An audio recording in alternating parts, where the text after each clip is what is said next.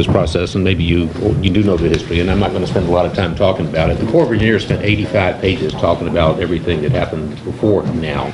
Did you go through all those? I did. I read the whole thing. This is a condensed version. Yeah, this is executive summary.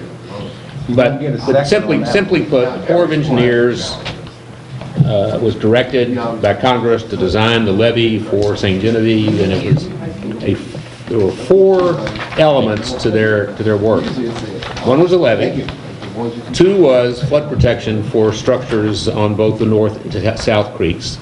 And 4, that was 2 and 3, and 4 was a recreational use of the levee with a hiking trail, biking trail, something on top of the levee. So the Corps the Corps told the city how much money they need to raise. The city raised its $3 million, which was the amount that was needed to match the projected Corps work. Well, after they did the levee, the Corps of Engineers came in and said, oops, it's not going to be $12 million anymore. It's going to be $16 million. So you need to raise another $1 million. I don't mean to stop you, but explain where that revenue, $3 million, came from. A levy tax. Yeah, That we no longer collect. Correct. not for the levy. Well, Sue will tell you. we'll get to that. Right. After. And so there was, the Corps and the city of St. Genevieve developed this very tense relationship, confrontational relationship. Yeah. And I showed up here and went to my first meeting, and people were yelling at each other and saying bad things and calling names, and I mean, it was nasty. So I decided we're not going to have any more of these meetings because it wasn't going anywhere. It wasn't solving anything. So then we talked to the Corps and said, could you well, in the interim, years that went by, better technology was developed, and they were able to do more accurate assessments of the flood areas. And they came to the conclusion that the structures that needed to be protected on the creeks, that they could do that without building more levees or some kind of big detention basin halfway between here and the highway, going down Creek Road. They had all these elaborate, expensive plans. And so they reevaluated it and said it can be done for less. So we had a meeting here where they presented their ideas, and we invited the people who lived in the creek watersheds who'd be affected to come. And the Corps said, instead of doing all that expensive structural improvements, what we've decided is that for those who want, we will flood-proof your house. And what they meant was they would take that portion of your structure that was below the base flood elevation and move everything up to the first floor and just fill your basement with sand or something. And the people it wasn't a lot of people, but the people who were here left. I'm not doing that. My house is small enough as it is. What am I going to do if I lose my basement and have to move my hot water heater and upstairs? And I mean, it didn't appear to us that if the Corps offered that, anybody was going to take advantage of it. Was part of that a buyout also, Mark? No. I think the only one that really couldn't be protected was the I can't remember the name of it, but the Becker Beauchamp house, the one behind the school. Gotcha. Okay. And so we said, but you're likely never going to get funded. We've got money sitting in the bank that could be used for the benefit of the citizens, but we haven't been spending it because we're waiting for you to come up with something.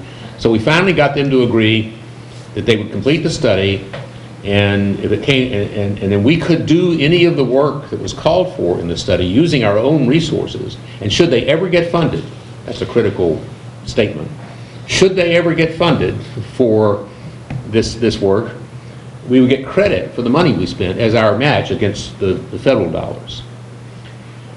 All right, so more years went by, and they finally completed the study. I've had it for, I don't know, 60 days. And what they want us to do is commit to setting aside, to earmarking the money that's in the bank to match what they project to be the construction costs. Those construction costs are shown on the back page.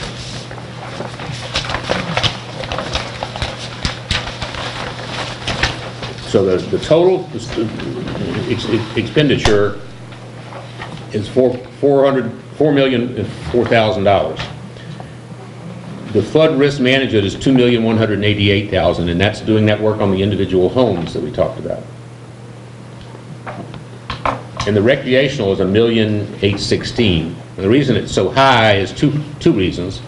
One is they will only do a paved path. They won't do a natural path or a rock path.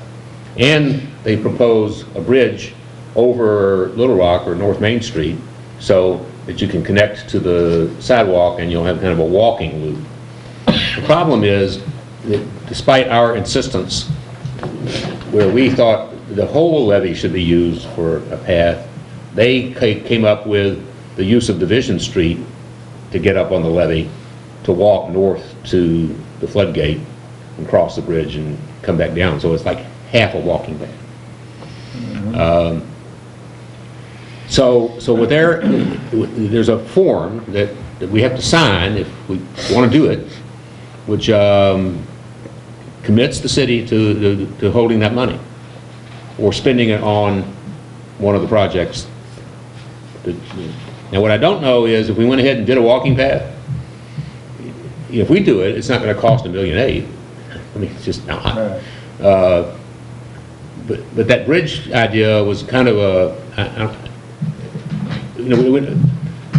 conceptually it's a good idea, but you got to get the railroad to let you build a bridge over their right of way. I don't even know if that's possible. So my sense is, and I can't say with certainty anything. Number one is you're going to have problems getting the railroad to approve the plan. If the railroad approves the plan, then we have to wait for Congress to pass a bill that funds the Corps of Engineers for this project. If we go ahead and do the work, or some of the work, Congress is going to look at it and say, well, what do they need us for? I mean, they've already done it, maybe. On the other hand, it's such a small amount in the scheme of a water resources bill that funds huge projects all over the country that it probably wouldn't be a bone of contention for anybody if our congressional delegation wanted to support it. I just don't see that bill coming anytime in the near future. How many properties were in that flood risk management? I think about 13. There's a map, and it's hard to see, Right. but if you look at the creek, you'll see these little circles.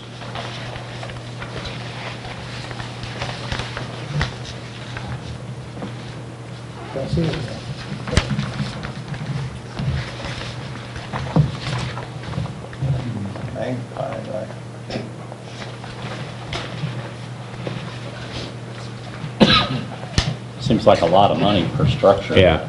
$168,000. It's also on the North Creek. There's some structures on the South Creek. Oh, so that was just, The 13 was up on the North Gathering. so how many was on the other? And I can find it if you want. Give me a minute.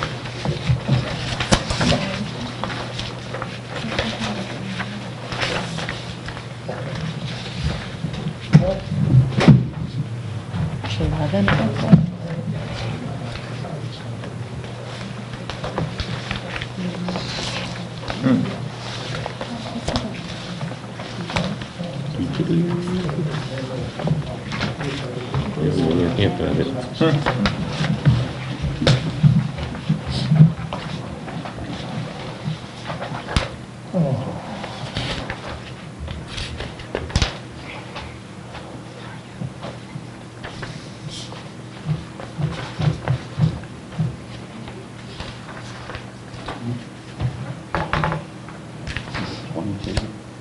Total?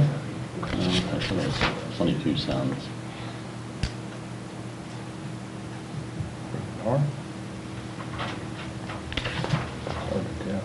Yeah.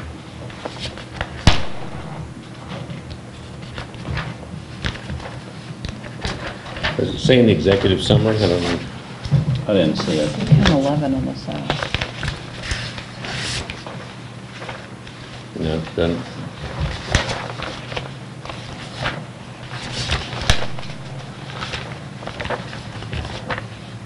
It's in them 85 pages. That's what he's looking for. Somewhere in these 85 pages, it'll tell you. Yeah, I got the trail marked. Background information. Okay, so,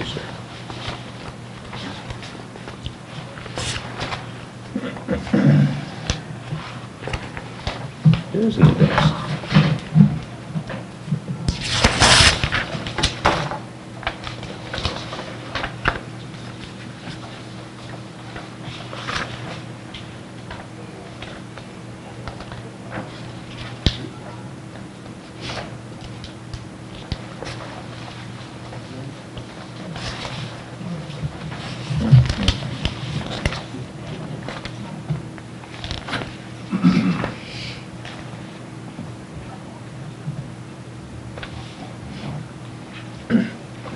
Well, it doesn't have the number. I remember there being 13 on the north. I don't remember what the Seemed like south there was a few more than that on the south or something, but not a huge, but that's fine. So, in order to, the next thing is to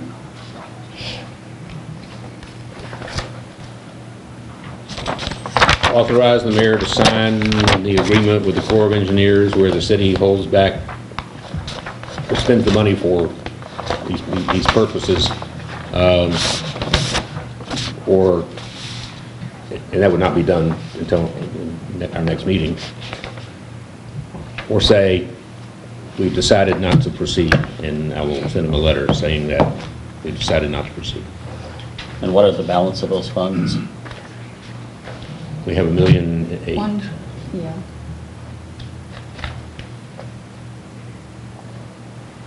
What motion do you need? That's the motion. Huh? The purpose here We is need to to make a discuss decision. whether or not I should put an agenda item, put an item on an agenda for you to approve,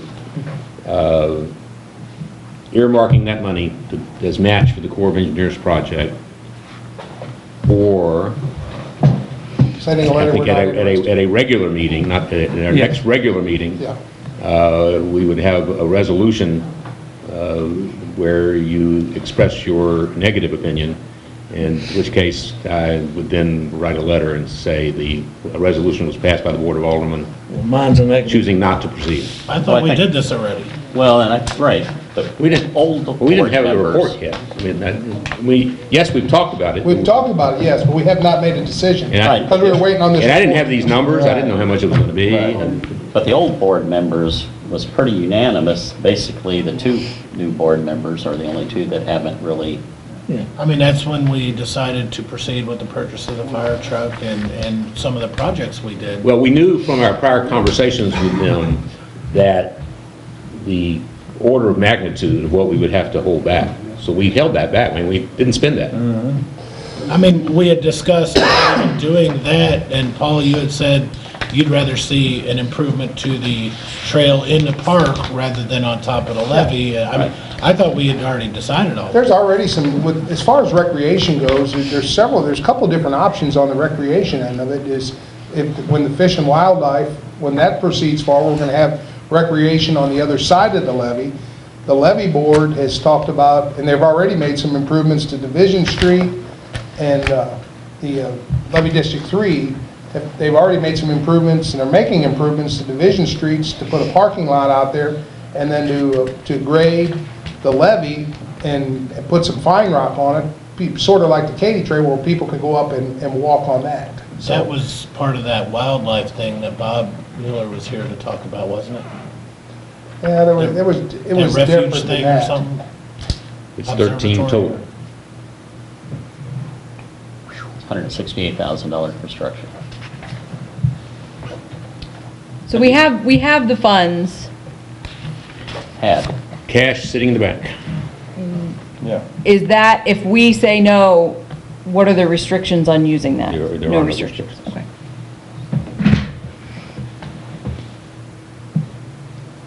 But we've spent it down from 3 million to 1.8.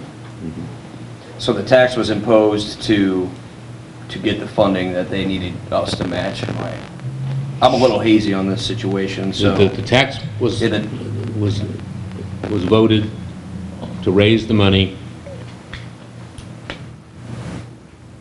to match the federal dollar, to build the levee, and then to match the floodproofing of the structures. So part of it In the was already watershed. spent in building the levee of what we raised. Yeah. Right.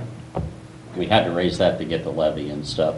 This is the incidental items that they put together for, And was spent. I mean, every time a bill came in for $1,000, the Corps would spend $750 and the city would spend $250.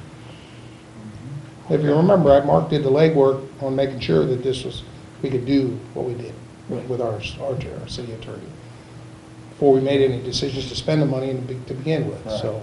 And the previous board all felt, hey, we're doing the right thing there, so. I agree with Jimmy, or that's my opinion, and everybody should. I didn't hear what he said. Well, Well, I will have to it'll have to be an agenda item. This is the work session. So I just want to know which item to put on the agenda, approval or denial. So I'm going to prepare a resolution. What they presented doesn't seem to be the greatest idea in the world. That doesn't mean we can't put a trail on the levee. I mean, we're not restrained from doing the work with our money. We just won't have federal dollars matching it. But that's the big question and stuff. We're waiting when and if they ever approve the money to do their portion. Yes. Right, that's when and if. That's a big when and if. Do we have to earmark the whole thing, or can we say, well, we'll earmark the recreation part of it? They'll want the whole shooting match. All or nothing. Was that considered levy District 3's levy now? Yes. Okay. But we've had conversations with the levee district about it, and they're Right. supportive. No, I just want to make sure that there's no permitting involved with the Corps or anything. No, well, I think before anything is done on the levee, the Corps has to sign off on it. Okay. But they're not going to not sign off on something they've recommended. It's just, well, they might, but because it's two different bodies in the Right. Corps. Right. But I'm thinking that we're not going to have a problem with it. As far as the revenue collected with this tax, are there any kind of restrictions on, I guess, is this the same funding you use to pay for the fire truck or pay for? There were restrictions when it was approved, but there was a subsequent election Right. that converted that fund from strictly a levy fund to a capital. So it was a voted Yeah. public. Approved by the voters of St. Genevieve to do that. Yeah. I'm just, see, it's about that time. I don't even know if I was a teenager Yeah. yet, so I was just. But that's- Yeah, right. Ain't been that long, right? I'm just How kidding. old are you? I don't want that on record. Right. But, On TV? okay, that's what I was just curious of, Okay. the reason we collected it. And, I don't, obviously, I don't want to vote tonight. I'm going Right. to take the sense of the body. I'm going to prepare something, and if between now and then you come up with a different frame of mind, you don't have to decide until you decide at our next meeting. You can discuss it in greater detail. Yeah. Well, we don't have to have it on the consent agenda, we can pull it out and, No, I'll have it as it'd be separate. separate item. Okay. I hope it's not on the consent. Well, Yeah. that's what our resolution And is. and if you really want to educate yourself before our next meeting, I'll be glad to make this available. I have it in electronic form, and I can email it to you. Raise your Oh, hand. man, that sounds like. It's good reading, I'll tell you. I'll borrow Sounds your fun. I read copy it. if I got need it. That's, Get that. Okay, I thank think you you for just that. come and have them explain it a little bit better in detail. That seems to be a little bit faster. I like this version.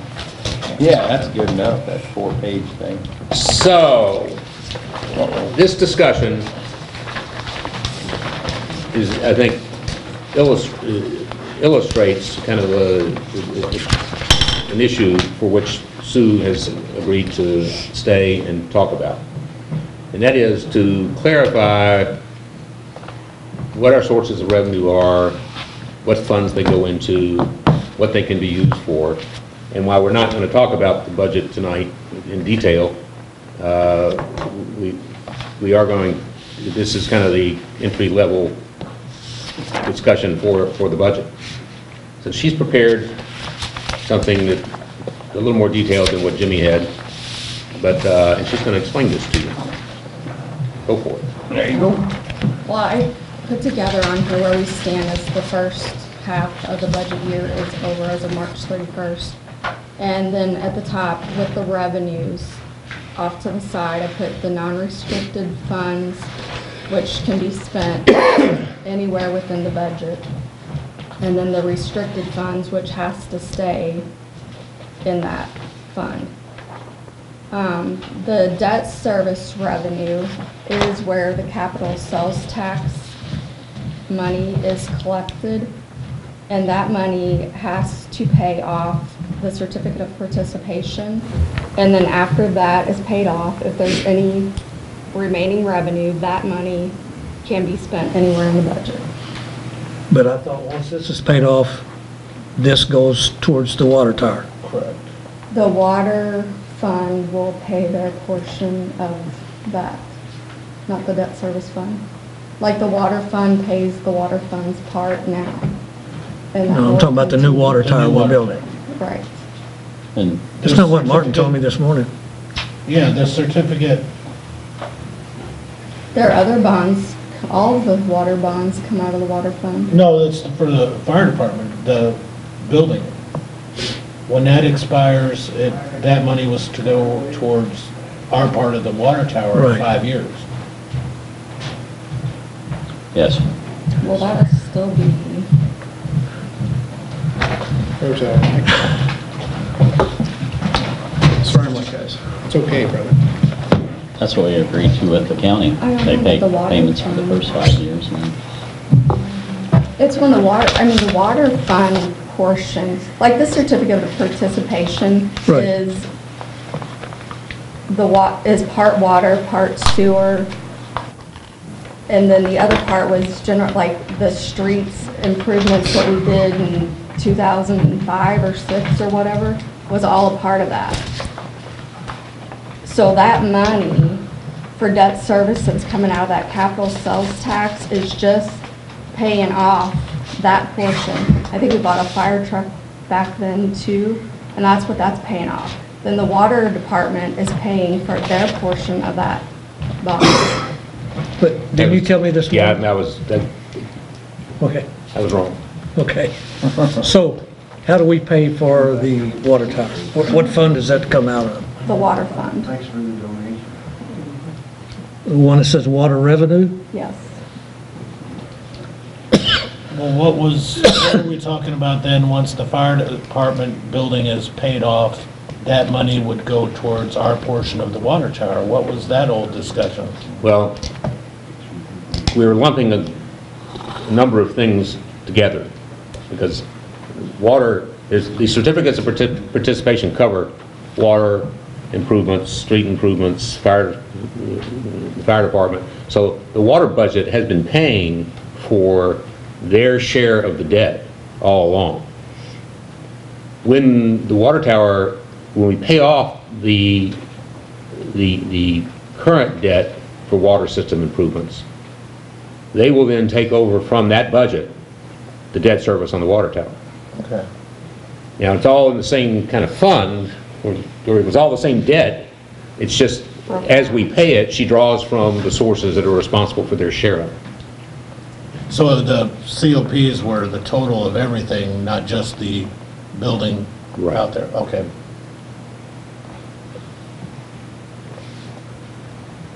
Okay. So, unlike what I said to Jimmy earlier today, Yeah, it's okay. when the non-water part of the COP is retired, when the COP is retired and we add the water tower, the water budget will continue to do what it's doing, paying for water system improvements. Okay.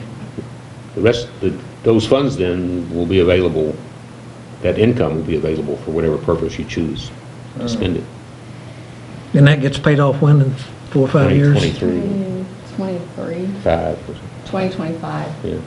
Yeah. What is that estimated amount of difference in? Pardon me? Do we know what that difference would be? I don't want to have it off the top of my head, but right now, it's 518, No, okay. I'll keep it in mind. don't look at that. Yeah. The part that debt service is paying is like, I think it's 180,000, let me see.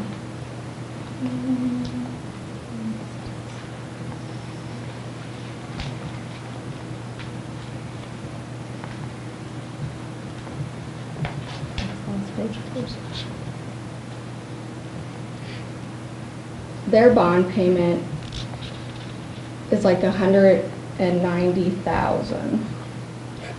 So that money will be freed up to go anywhere.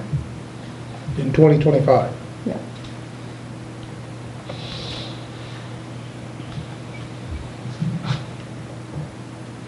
Joe Pritz is thinking down there. That's why we're here.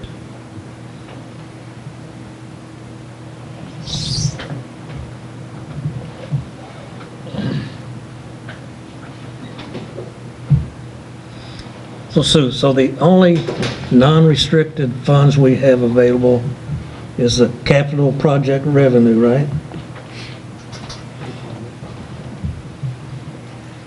That is just set up pretty much, it was to run like, that's where we're running the, we ran like the MoDOT grant, the federal grants through that, and then that's where we ran the fire truck through, like the transfer of the levy money to this fund to pay for that. Okay, So no.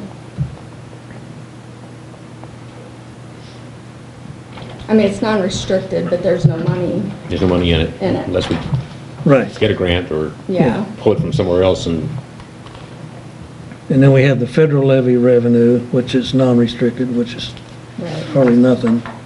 And then the general fund. Well, this is just this is just this year's revenue that's gonna be collected. That does not include the CD.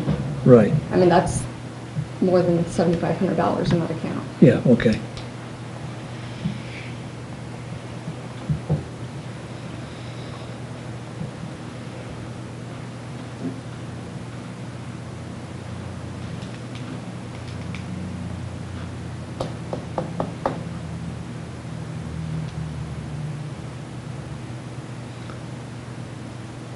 What fund do we draw out of every year to do our road repairs?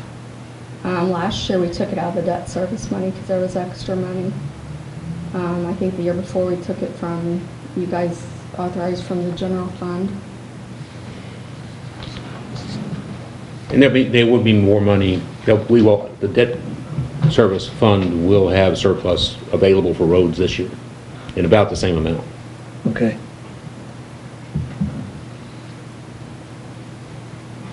So are we relying on those funds every year to work on roads?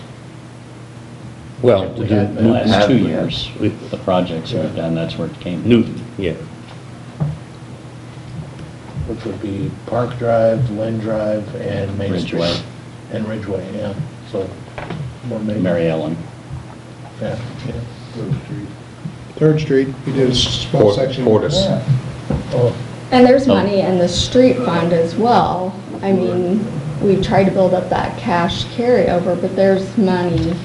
We'll have probably like 500,000 or so emergency cash that if you guys choose to use that as well.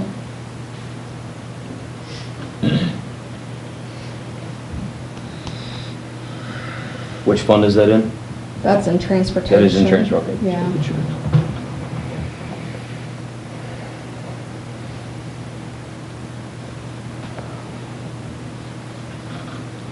so we're halfway down, so where do we stand? I mean, What was that question again? Where do we're halfway through the year, where do we stand? we're doing very, I mean, if you look in your packet for tonight, the cash balances and everything are in there. And we're a lot better off than we were last year at this time. Okay. Is that on this one, Sue? Yes. Okay. But all of these numbers we're looking at are end of first quarter, Second quarter. second quarter. Of our budget, yeah. Okay. Since we're on October 1st start. Okay, thank you. So yeah, that's the first 6 months. Okay, And most of our revenue are collected within the first 6 months, like in the general fund. That was my next The question. band, cemetery and park for the Right. property and real estate. So that's why those numbers look good. okay, thank you. And then if you look at the expenses, I mean, there's a couple of things that we'll have to do budget amendments on that we,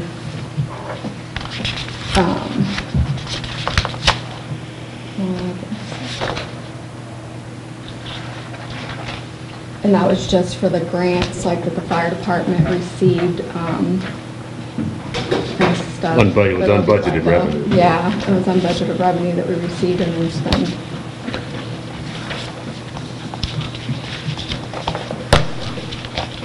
But most of them are under, or right on, like 50% or below. But then still, Martin, so if you made the comment a couple of times that our reserves that we're required to have, would borderline be the, Well, we're not required to have any reserves. But well, but our bond our is. credit rating Right. is a function of how well we manage our money. Right, And one of the elements of management is having adequate reserves. right. And that's where We're short. right. We're not in bad shape, but more than anything, it isn't so much for them, the dollar amount, is that it's kind of stayed stagnant for all these years. We don't grow it. And the Standard & Poor's, the rating agency with whom I've been talking, would like to see it getting better. Now, my problem is, they won't look at any other, they'll only look at the general fund. Because we have reserves in other accounts, but they're not interested in hearing how much we have in reserve for water and sewer. It's all, for them, it's all general funds. So we really have a pretty healthy reserve if you count all budgets. I just don't want to get a false sense of security. No, and I said this earlier, we certainly do not have a budget crisis. But we live frugally. There's not a lot of, we don't do a lot of things that, because we don't have the money to do them, that you might find in some other community. But this board, over the years, has managed its affairs well, and it's stable and predictable, and I don't lay awake at night worrying how to pay the bills the next day, week. But I mean, it's apparent our income is not growing, It's not. but our expenses Will will. and have been. That's very important. That's a critical question. So the only way you improve that is cut your expenses? Cut services. Or Grow your grow income, your economy. Huh? grow your economy and your income. That's hard. It is hard. We have a track record already. That's hard. And it's not within our control. We can influence Right. it, maybe, but, it's macroeconomics will dictate. And the best we can do, and I've said this for years about economic development and tourism development, you have to put yourself in a position to encourage people to invest their capital in your community. And you have to get the word out that you're there, you have resources, and you have a government that's willing to work with, not against, people who want to be responsible and develop in your community. And that's the key. And then you hope that if you've done everything you do, that you get somebody here.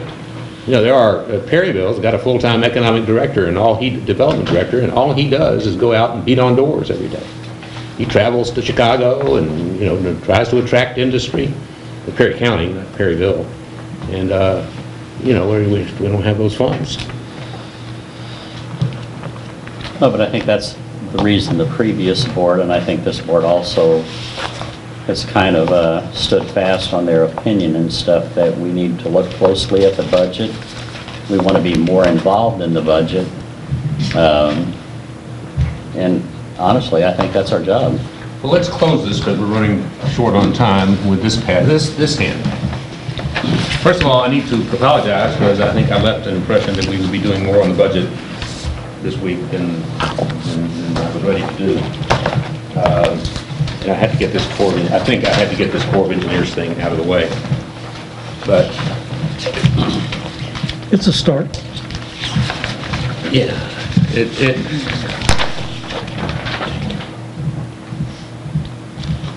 Well, here, if you don't want to do what we've always done in terms of the budget, and that is, look at the departments and look at their line items and make incremental adjustments, adding or subtracting for the next year.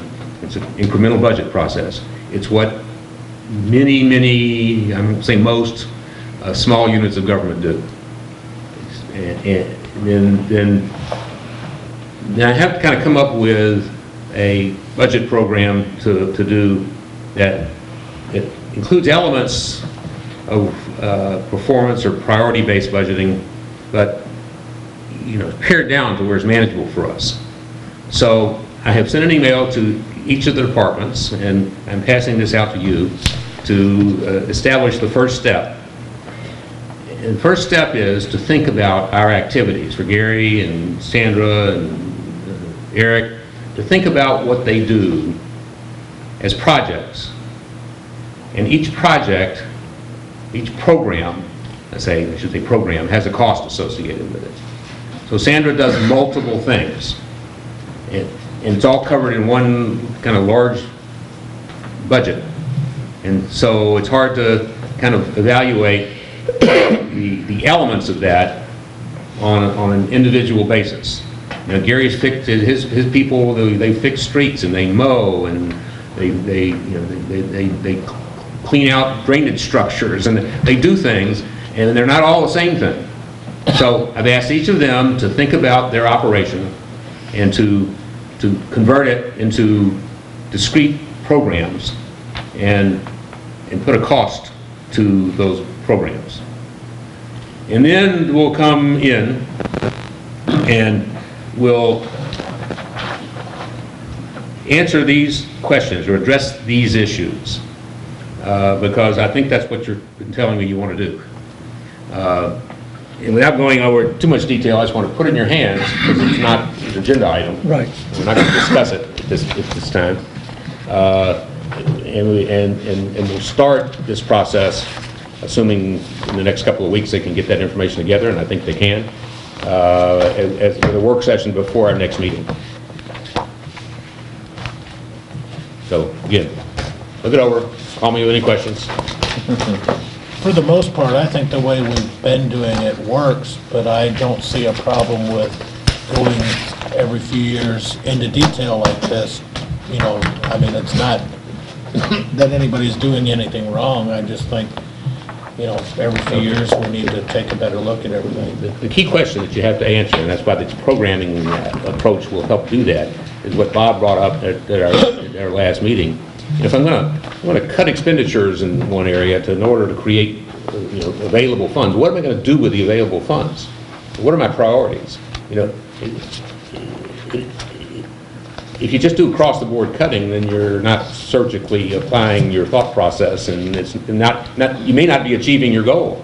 But so this is, I think this will help us, kind of help you establish as a group what your priorities are, and then you can judge individual line item, individual budget items based on those conclusions. If we have to adjust along the way, we do. Well, budgets are always a plan. Yeah. Educating us.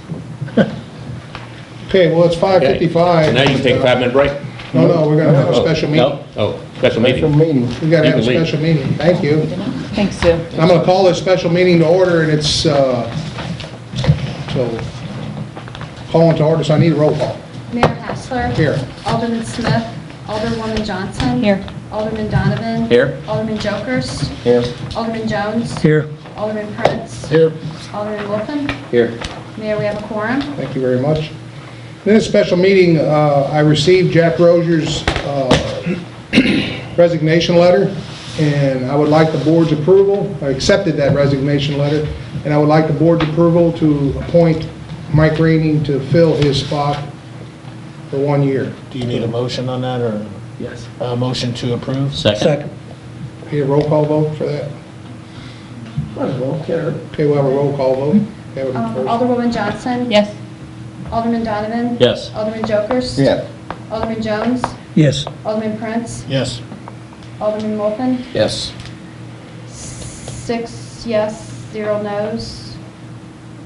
1 absent. Nobody absent. That's correct. Motion carries. Very good. Congratulations. Thank you. Thank you. Don't have to be sworn in. He will be. There is an absent, I'm sorry. Yes. Oh, Gary, yes. Just one. Okay. When we swear him in at our main meeting? Swear to that. Swear him in right now? Yes, you don't mind. Very good. Where do you want me, Pam? Just go back.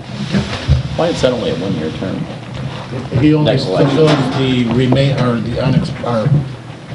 Joe, Jack won. He serves whoever's elected will fill Listen, the. No, the statute says an appointment's only until the next election. next regular municipal Yeah, election. because I thought it was a full 2-year elected term. It is, But he wasn't elected. Our next election, though. Jack Okay, won. thank you. I got it. Jack. He didn't win. That's the key word, so.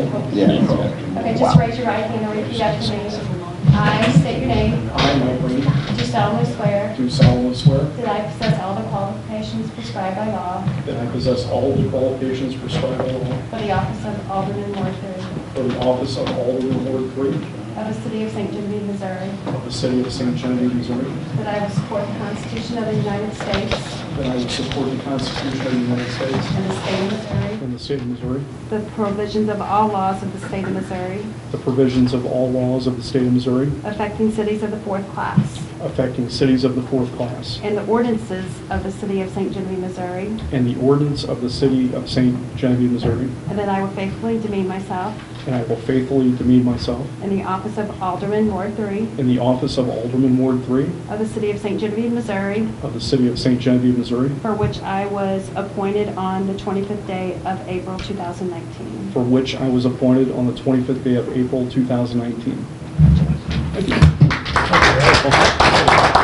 Okay, finally, one more thing. I did something I don't normally do, and that is I sent out an email to everybody just to get your opinion about a flag on the water tower, and there were 3 yeses and the rest were nos, but the main concern had to do with the cost of maintenance. And so I called the engineer and I said, you know, we repaint our towers every 10 years or something. What do you think about this? And he said, oh, you know, if you got 2 years out of it, you'd be lucky. And so I took that to heart. And I don't think we want to repainting an image every 2 years. And Can I ask a question? Sure. With that said, they are putting St. Genevieve on. oh, absolutely. Okay, so St. Genevieve will be on both sides? No, St. Genevieve will be on the side oriented to the highway at 32. You'll see it coming into So town. the other side will be left blank? Yes. Because on the other water tower, we have St. Genevieve on both We only have sides. one side of the budget, and was budgeted. Okay, I was gonna suggest if we were gonna spend extra money, on the one side, put welcome to, and on the other side, put thank you for visiting instead of a graphic, but, I don't think you do that for $1,500. no, well, it's less intensive than stenciling in 50 stars and No, I'm with you. Although the 1,500, I think we could, I've been told we could have raised outside of city funds. for the initial cost. Yeah, it's that ongoing maintenance issue that kind of led me to conclude that it probably is not a wise thing to do. Okay, now you have 2 seconds to relax. Well, first of all, I had to adjourn our special meeting. Oh. Motion to adjourn? Second. All in favor? Aye. Stand for the pledge. I pledge allegiance to the flag Of the United States of America and to the republic for which it stands, one nation, under God, indivisible, with liberty and justice for all. Have a roll call. Mayor Hassler. Here. Alderman Smith. Alderwoman Johnson. Here. Alderman Donovan. Here. Alderman Jokers. Here. Alderman Rainey. Here. Alderman Jones. Here. Alderman Prince. Here. Alderman Wolfen. Here. Mayor, we have a quorum. Very good, thank you. Approval of the agenda? Move approval. Wait, was this the amended agenda? No. Yeah, the amendment was this amendment. It's got the wrong date. It's got the wrong The date. agenda was, Oh, it yes, does, yeah. he noticed. The She caught it. Yeah, I caught it and changed it when I posted it, so thank you. Okay. My copy's still. Good job, Derek. All right. Is that I motion? need a I'll second, have a second. motion, and I'll a second. All in favor? Aye. Very good. Takes us down to the city administrator's report. Okay, been going to Perryville a lot lately. But the last SEMO Regional Planning Commission, the director, Barry Horst, who has been there like maybe a year, announced his resignation. So he's taking a job with a consulting engineer for the company out of Paducah, Kentucky. So they're going to be back on the doing a search for a new director. The final lease agreement documents and everything are been sent off to AT&T and to be countersigned. I haven't received that back yet, but presumably they will sign them because we pretty well left it in the form, the last form they gave to us.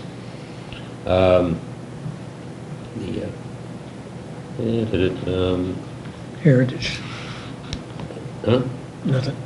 I went to Eric and I attended, there's an opioid stewardship committee meeting, which has been meeting now for, do you know how long, Eric? A year, maybe? The Yeah. hospital. They brought in a DEA agent and another lady and talked about kind of what we need to do, what needs to be done. Kind of the message they left was, well, everybody needs to understand the problem and be educated on the problem. And I kind of told them that I thought that was essential, but how do you motivate people to act on what they learn? And I'm not sure how we do that. All right, we did the reevaluation report. I have Spire sent me general warranty deed and easement deeds for Chadwell Lane.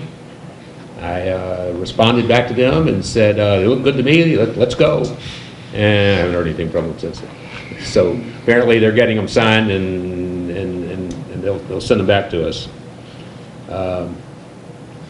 We had to agree to sign an agreement with MoDOT. You approved that at our last meeting to do their sidewalk improvements, and that's been submitted to them. Today we had a Transportation Advisory Council meeting with MoDOT, second trip to Perryville this week. There are several approaches that the governor has come up with, this bridge fund approach to raise $347 million. There's been a proposal to do a bond issue to raise money for road improvements, which wouldn't, be a permanent tax. It would just be with the period of time that you're going to make the improvements. So they were asking the region to reconsider our priorities again. The number one priority for St. Genevieve County has been the improvements to the port, and particularly to get a scale. That's been achieved without MoDOT's assistance. So now they're looking at the number one priority is to improve the intersection of Industrial Road and at least call it Industrial Drive now, and the highway, because with the increased truck traffic, that's becoming a hazardous intersection. So they want to put a center left turn lane in order to accommodate the truck traffic. They're not considering raising 32 anymore? No, that's not on the priority list. Wow. And so I met with some property owners who have a problem with a storm drain under St. Mary's Road. It was clogged. It was clogged. I couldn't find it. It was so clogged. Gary and the crew went out and dug it up, and they found it. And Steve came by with his jetter to try to, Steve's crew, to see if we could jet the mud that had filled up in it, and it turns out it was collapsed in the middle. So instead of clearing it out, repairing it, we're going to have to put a new pipe in. It's proof of the statement that I make, and that is when you dig a hole in St. Genevieve, do not be surprised by what you find, because you never know. How long the pipe is it? About 40 feet. And it's offset. The drainage ditch comes here, and the pipe entrance is over here, and there was this kind of ponding area that was created. And so the water could come down and then go into this, I call it a ditch, but it wasn't really a ditch, it was just a pond area, and then get into the pipe and flow out. It's weird. So we're going to put the new one in line with the drainage, so you don't have that issue. It'll also scrub. I mean, you won't get settling out, solids settling out and causing blockages. There seems to be an interest in increasing the number of chickens that are allowed under our chicken ordinance. I promised to bring that to your attention. Here we are. Currently, you're allowed 6. There are those who think 9 would be a more appropriate number. If you think that's something worth considering, I will draft a revision to the ordinance to allow 9 instead of 6. But still no roosters. No roosters. No reason. Yeah, I think we should. All right. Not a big deal. Fine with me. I mean, we've got 0 complaints other than one getting loose a while back. Well, I hate to say this, and we're not the chicken police, but I'm not sure everybody's registering with us. It's kind of like dogs and cats. Well, I mean, the only problem I know of is over by me, there was some that got loose for a couple of days, but they got them corralled back in. I got the Chatwell Lane in there twice, so we don't have to do that. The park board meeting, they didn't have a quorum, so they didn't have a meeting, but we had well, they did. They did have a quorum. And Mark reported on it, I guess. But it was, they made some decisions about the disposition of the property. Heather Torres had gotten a grant from the Master Gardeners to do planting, and but she has to, before she gets the money, she has to report to them what the work is going to be. So the park board decided to do plantings in that grass area in front of the park board building that now doesn't have anything in it but grass, and make that I don't know what plants are going to put in there, but that's, and then to replace some of the street trees that had died going down Matthews Drive, and so that was the decision of the night. Chadwell Lane, is that our project to do Yes. we haven't bid that yet, right? I couldn't proceed until I had Got it. the easements. So it'll be a while. Well, the drawings are complete, the bid documents are in hand, I don't have them yet, but they're available. As soon as I get the deeds from Spire, I'm going to advertise. Now, Special Road's still going to contribute.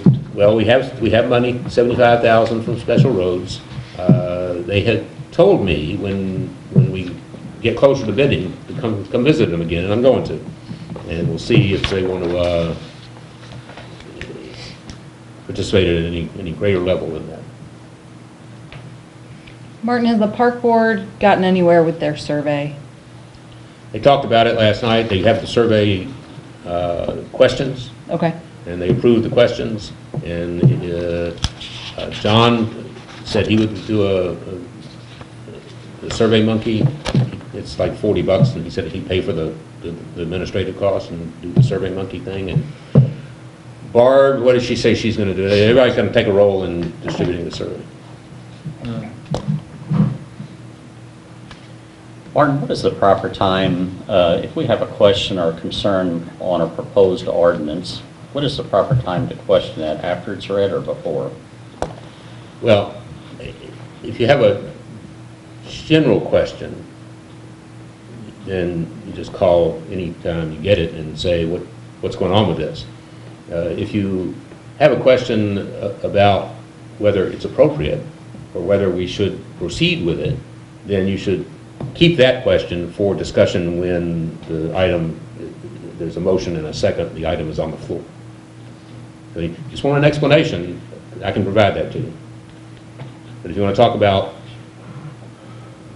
what you think about it, or, then that would be a subject for the board meeting.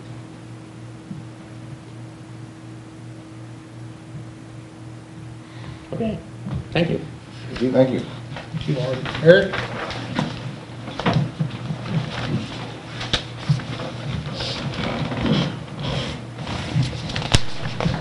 Good evening. Good evening. How are you? All right, you? I'm well-ish. First of all, this is the first time I've addressed the board since our election on April 2nd. As you know, the measure for the Proposition P did pass. For the new members, I know that we received some support there, but the existing members, we definitely appreciate your support in putting that on the ballot. And I have, if anybody has any specific questions about the staff report, we've filled both of our positions now. We had 2 available positions. We've got 2 really, really good candidates. We're actually rehiring an officer that left a few years ago. He always did a really good job for us, and the proposition and our insurance is solely to credit for him coming back, and we're really, really pleased to have him back. Pete Unverfirth worked for us for a number of years, served as a DARE officer for a number of years, and really has a good rapport with the city and the citizens, and we're tickled, absolutely tickled to have him back. So I don't have much else really to report. We did receive our grant from the St. Genevieve County Community Development Foundation. So we will purchase portable radios with that, which was the proposed grant request, and it was fully funded, which we really appreciate. So that will give all of our patrol officers, basically everybody under Jason Crump and myself, a new portable. We got a couple new portables a few years ago, so we'll be in really good shape there. We're talking to other departments in the city to see, if there's any of the existing radios we have that will be usable, and make sure and take care of some other departments. So not so quickly, I would like to read a little prepared thing that I've presented for the paper for a letter to the editor in regards to our Proposition P. So first of all, I would like to sincerely thank everybody who came out on April 2nd and supported the Proposition P initiative. As you have probably heard, the measure passed, and we will be able to increase the salary of our police officers as promised. I can assure you the officers greatly appreciate your support. As previously stated, although law enforcement is often a thankless job, we are so blessed to work in a community where we truly feel appreciated and respected. We've received an outpouring of support and appreciation, and we strive to continue to earn your respect. Secondly, I'd like to address some concerns that have been brought to my attention. There are some in the community who feel I deceived voters in this measure in regards to the personal property aspect of this tax. In hindsight, I see where I stressed the real estate aspect of the tax more so than the personal property aspect. At the time, I felt that the real estate tax was a more measurable figure to give to people as far as calculating than personal property. But I also did not neglect to mention the personal property aspect of the tax during the campaign. The information that I disseminated, including the flyer that I paid for to go door to door, stated Proposition P is a public safety property tax initiative. I also submitted some writings, the letter to the editor that was published on the 27th of February, as well as our Facebook page, Sometimes News Facebook page, what's going on in St. Genevieve, every aspect or every outlet that I could get to was the same publication. Stated in an effort to help figure out the tax, to calculate this, take the assessed valuation of your personal property and or real estate as indicated on your most recent tax bill, divide that by 100, then multiply that by the 0.2684 cents. I apologize if this information was not made clear enough. I promise the listening audience that this was in no way any effort to deceive anybody. We went into this campaign trying our best to be open, honest, and non-confrontational, and I truly felt like we accomplished that. Again, we realize that any tax increase is a delicate situation and a delicate subject, but an important one. When we met with opposition, we remained respectful and understanding and did our best to simply educate and inform. This measure was never advertised as anything other than a property tax initiative. Lastly, the increased tax amount from Proposition P is in no way the result of any action of Assessor Linda Wagner or County Collector Claudia Stupi. I respectfully request that you treat them and their employees with respect and realize that they're not responsible for this increase. I sincerely appreciate your support and understanding in this situation, and I personally apologize to anybody who feels as though I was dishonest or deceitful in any way. As always, if anybody has any questions or concerns, I'm always available. My phone number here is 883-5707, and I'm more than happy to answer any questions that anybody has or address any concerns that anybody has. But the last thing that I want is the perception that that we did anything below board or anything underhanded to try to get this approved. So I apologize to you guys if you guys have gotten any fallout for that. But again, if you have any concerns or you hear of anybody that has concerns, please address them to me. I'll be more than happy to talk to anybody about it. So, does anybody have any questions about this or anything else? How much was the grant? 13,000 and some change. Was it? Yeah. I thought it was pretty substantial. Yeah, it was, and we're very appreciative for that. So,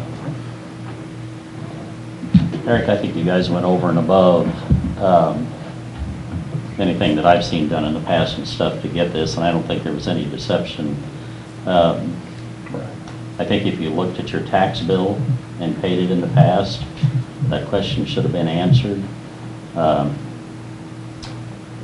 But I think you guys did a great job, and I think it's because of your job that it did pass and stuff, and I don't think there was any deception, or I don't see any on my part. I appreciate that. I think some of the bone of contention is that personal property is assessed at 33%, where real estate is assessed at 19%, which I expressly, or It's right on your tax expressed. bill.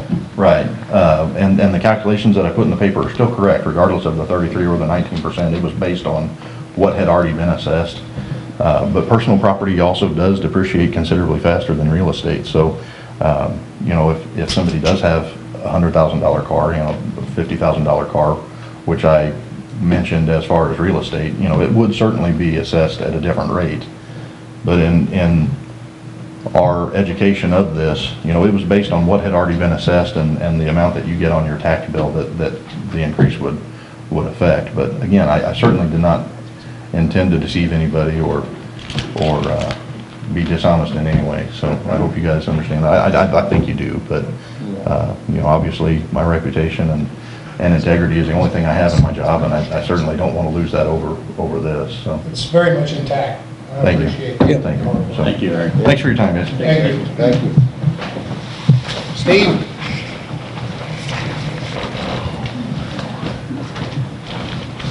Evening, everyone. So, you guys all have my report.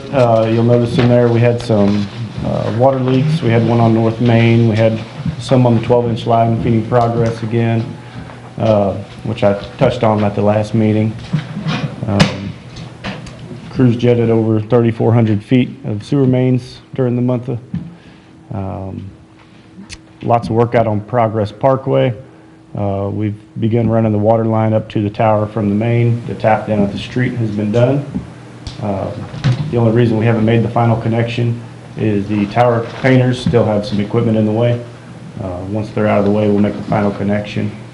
We'll pressurize the line and we'll pull samples on that line so it's ready to go. Let's see, the water park, it has received its two water connections, one 4-inch line to fill the swimming pools, one 2-inch line for the domestic water, bathrooms, showers and such. The sewer connection's also been made as well. The meters have been set out there as well. So nobody's waiting for water sewer out there. What's that situation on Progress Parkway out there that we keep having leaks? Well, you know, I touched on that last time. It's the Smith Blair fittings that we were using. They fail. We go out there, we do a repair, we put them in. They don't seal, or they seal the day we put them in. sometimes overnight, sometimes 2 weeks later, it starts leaking the same spot. We've had bolts break on them. We've contacted the manufacturer. We've actually returned every bit of equipment we have from the company.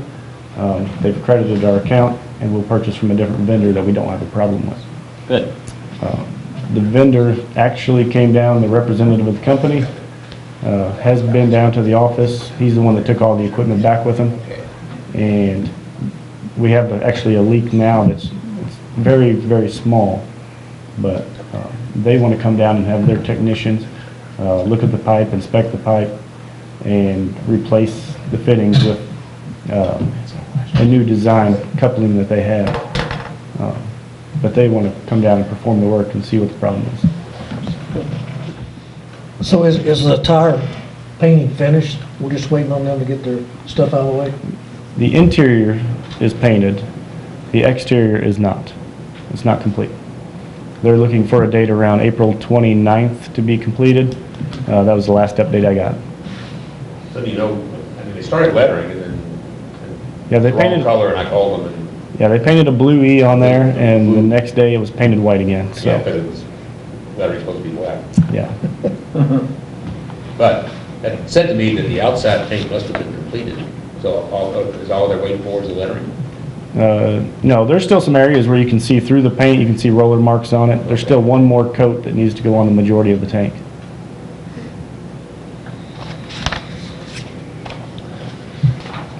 Any questions? Thank you very much. Thank you. Sandra?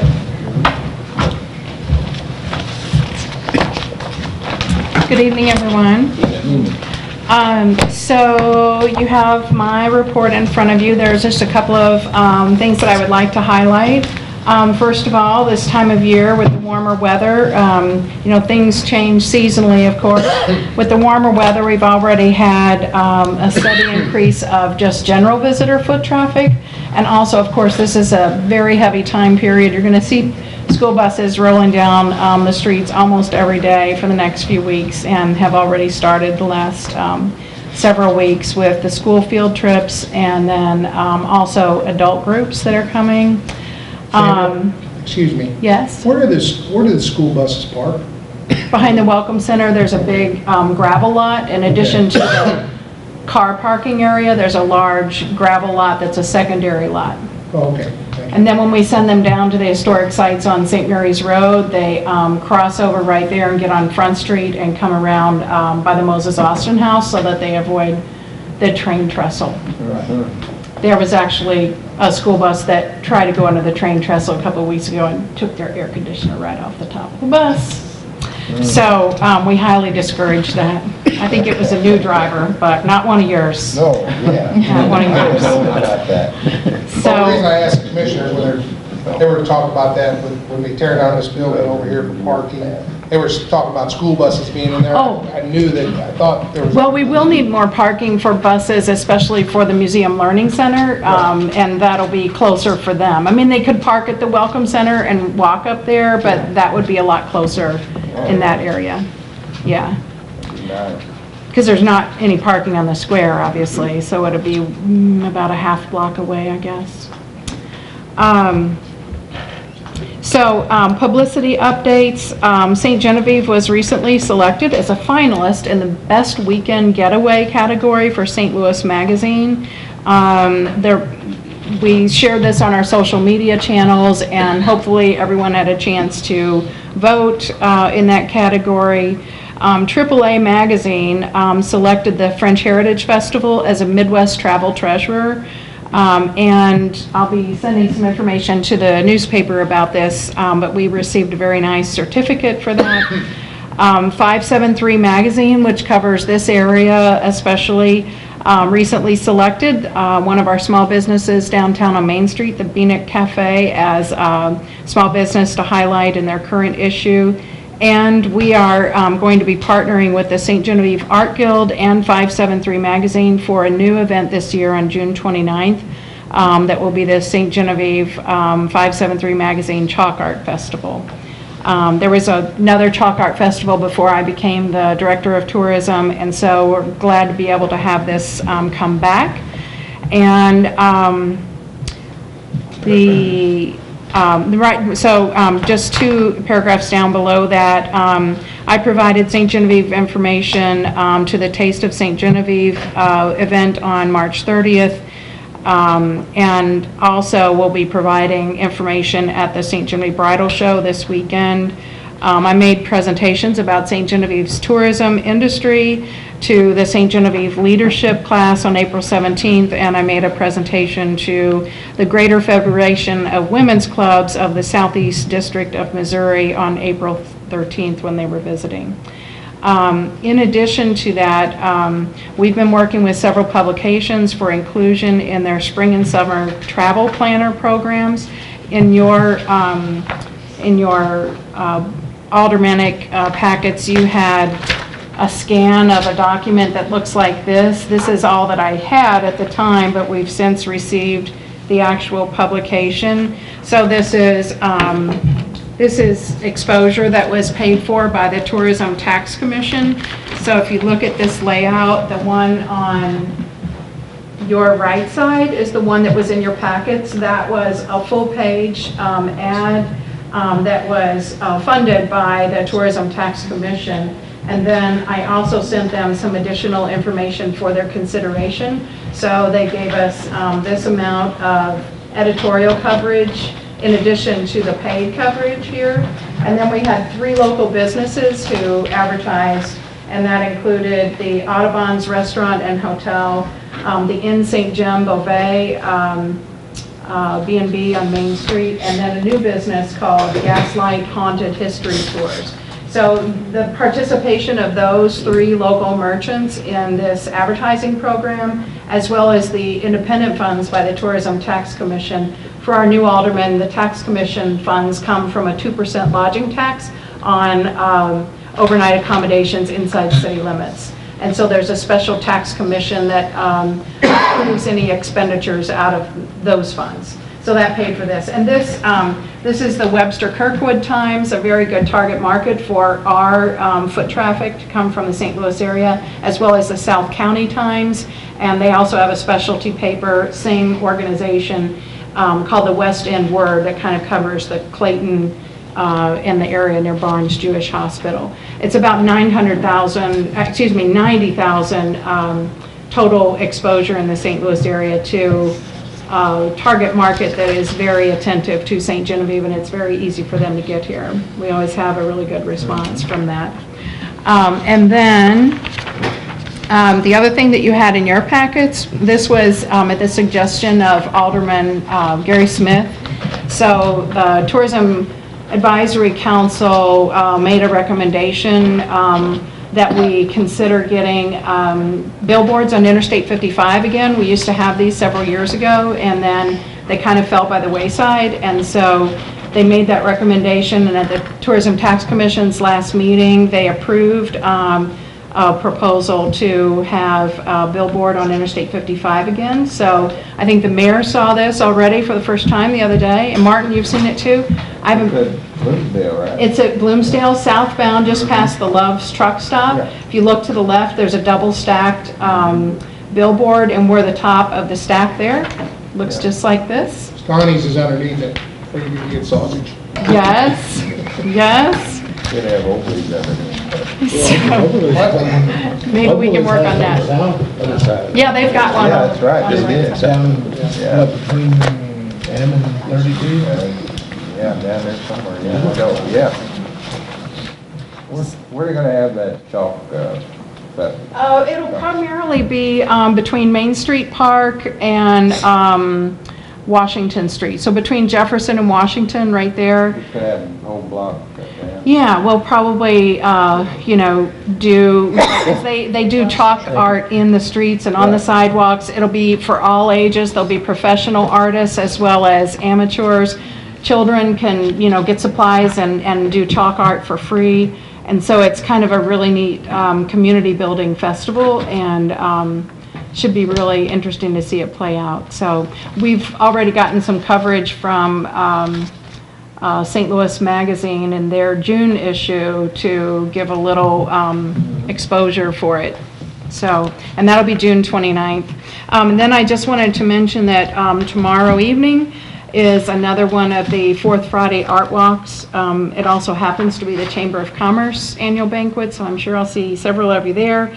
And then this weekend, if you've driven down next to St. Mary's Road and Moses Austin Park, you know that the big tent is already set up. Thank you to the street department for doing that. We have an encampment this weekend of 17th century reenactors. It's called the École de Soldat, which means School of the Soldier. They have a series of speakers that come in, and we host them in the Welcome Center on Saturday morning with their history program with the speakers, and then they camp out. Some of them are actually there tonight, and they'll be there Friday night, Saturday night, and departing on Sunday. So that event is going on this weekend as well. So they just have demonstrations and stuff like that all day? They have presentations of, topics like speakers. Okay. So they're in the Welcome Center from like 9 to noon, listening to their presentations, and then they go down there and they have like an auction in the afternoon. It's kind of their fundraiser activity. And, they'll be walking around, shopping the shops, having dinner, buying gas at our gas stations, stimulating the economy. Very good. Yeah, I like that. But they don't have an agenda, right? You can get somewhere? We do have their agenda. It's available at the Welcome Center. Okay. And it's also posted on our website, so. All right, Yeah. good. Thanks. Sandra, for the Chalk Art Festival, Yes. is there any plan in case of rain? Well, that's an excellent question. I suppose, this is up to 573 Magazine because Okay. they've done it before. They have not indicated to me. I've got to assume that if it rains on a Chalk Art Festival, you probably don't have the festival. I was just curious if it would be rescheduled or just... I would think that they would, but we haven't had that discussion yet. Thanks. Think no rain. It was very nice when it was here last time. It was really well attended, Yeah. and the weather was good, so that helped. Yeah. That was before my time, so I wasn't familiar, but I've seen pictures. Yeah, some of that is really something else. Are we using the new tent yet, or are you still using the old one? Depends on the situation. We got the old one set up down because they want sides on it, and we don't have sides. But the new one's working out okay? Yeah. Better. All right, thank you. Thank you. Thank you. That takes us to committee reports. On our committees, talked to Jimmy. He's going to take over the Housing Authority for Donnie. He's going to sit on that board, a liaison there. Heritage is going to be Gary. Talked to Susie. She's going to take tourism, TAC and TTC. Park Board, Mike, I've appointed you to the Park Board. Thank you. Okay. Planning and Zoning, Joe, you're a voting member. You'll stay on that. And then Buck, you'll stay on the TV board. And I know, Brian, you're on there. We've decided you're still going to be on it as a board member. Shouldn't be a problem with that. Okay. Yes? Bob still does not have an assignment. No, no. He's been complaining about You that. need a aldermanic representative on the Housing Advisory Committee? Oh, Jimmy, he's already there. Bob can Sorry. take that. I thought you said housing, I thought he was Housing Authority. He's a The housing... rental housing advisory committee. Jimmy and Gary both asked to be there for those meetings, but Yeah. Paul we pitched just- in. There you go. we I'm an just- alternate for the Board of Adjustments. That's right. Board of Adjustments. You're... Yeah, we've met one time in 4 years. Yeah. You on that too? Was everybody, I'm taking everybody's okay with that, so. See, the purpose of the Board of Adjustment is I'll keep my spot. to hear appeals of decisions made by the code official. That's all they're supposed to do. So if the code official is keeping people happy, you never have a meeting. Right. Very good. That takes us to public comments. Do we have anybody here to speak to the board? You left. My name is Sam Ewing, and I'm at 28 South Main, next to the property that we have had ongoing relationships through the last 3 or 4 years at 42. And this week I had what I would call a non-personal but rather spirited discussion with Martin and David and our mayor about this property. My main personal opinion is, and I've heard other people say this as well, but I'm not going to get into who said what, that we are somewhat held at lieu by this property and nothing gets done.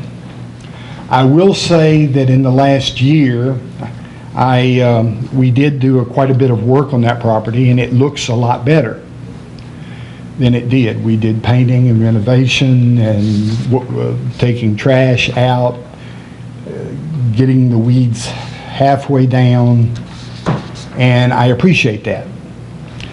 But last year I spent about, and if we're talking property taxes and things that people in town do, I spent about $10,000 to $11,000 on a paint job for my house. It's the yellow house downtown. I try to renovate it. I've purchased a mahogany door, and it doesn't come cheap.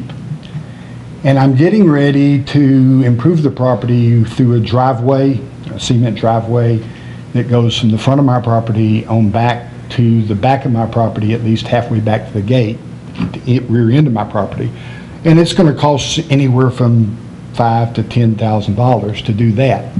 So I'm putting an investment in a property downtown to make the city proud, make me proud, and I think historic structures need to be cared for. My issue here in coming before you is one of process. I have asked on several different people, has the lien or the nuisance tax been taken care of by this property owner? And if so, who collects that? Unfortunately, I've gotten kind of mixed answers. The city says that the county will do it.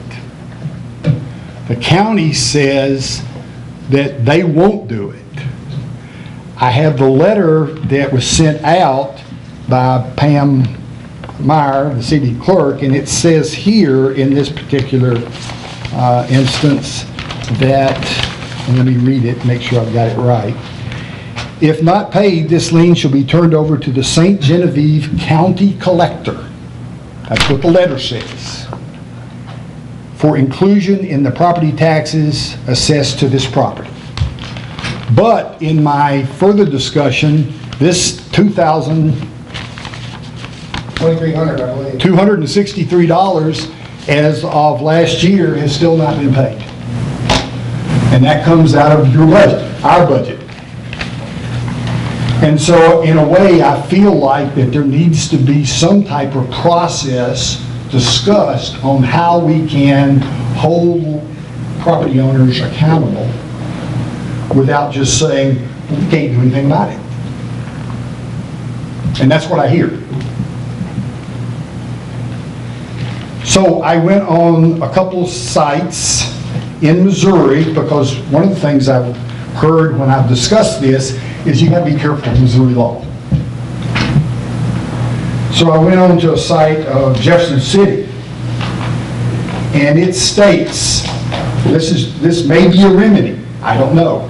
I think Martin is going to discuss this with you in a later session, but this is according to their website. In accordance with section 2124 of the city code, all delinquent liens over 30 days old are turned over to the Cole County collection agent annually to be attached to the property tax bill. Neither when attached to the property tax bill can the lien be paid separately, but must be paid together. So if, in other words, you can't pay your property taxes and get up to date and current unless you pay the lien. Now that may be just one remedy. I don't know what our attorney says about that. I'm just giving you a remedy in the state of Missouri. But it behooves me to think that that money may not be paid until that property is sold. And it could be 5 or 8 or 10 years, or never. And who pays for that? You and I pay for that. Now, sure, we get an 8% if we could ever collect it, because it is the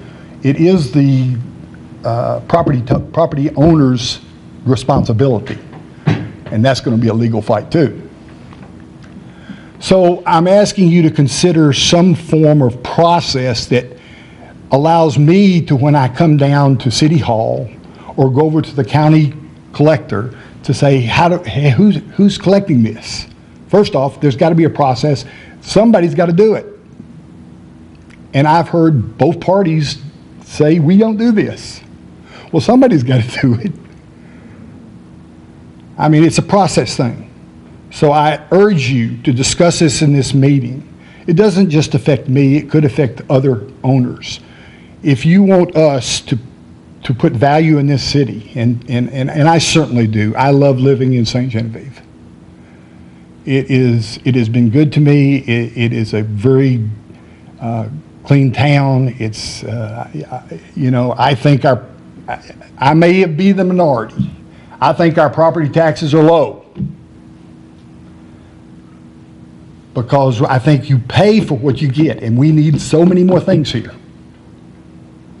And it's even if they don't want to pay taxes, even if we think we pay too much, if you want to drive on our roads, if you want to do things and have places for our children to go, if you want to do things in the community that make this a vibrant community and grow, and it hasn't grown in 20 years, we've got to do some things. And part of this may be starting in processes that put these things in perspective. Thank you. Thank you. Thank you.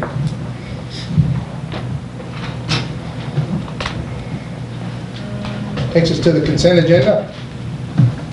Hold on. Got to hand out the closed session.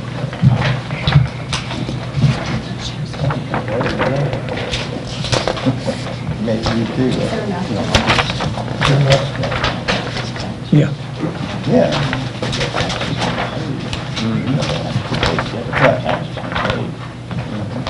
Yeah. Right.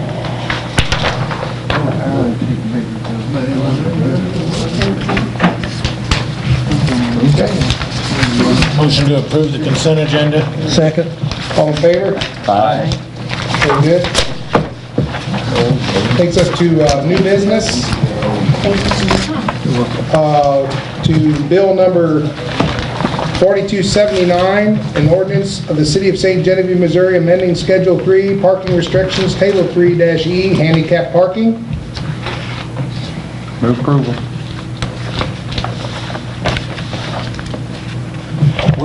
Where was this at again? Oh, that was for the... It's at 25, no, this is not. This is for a lady up here that's handicapped that lives across from the school at 25 North 4th Street. Is that at the homeowner's request? Homeowner's request. Thank you. Yes. Second. All in favor? Aye. Very good. Takes us to bill number 4280, an ordinance of authorizing the mayor of the City of St. Genevieve to enter into a participation agreement for the Missouri Chamber Federation Benefit Plan Trust. Move approval. Second. All in favor? Let's see if there's discussion first. Is there any discussion? All in favor? Aye. Thank you very much.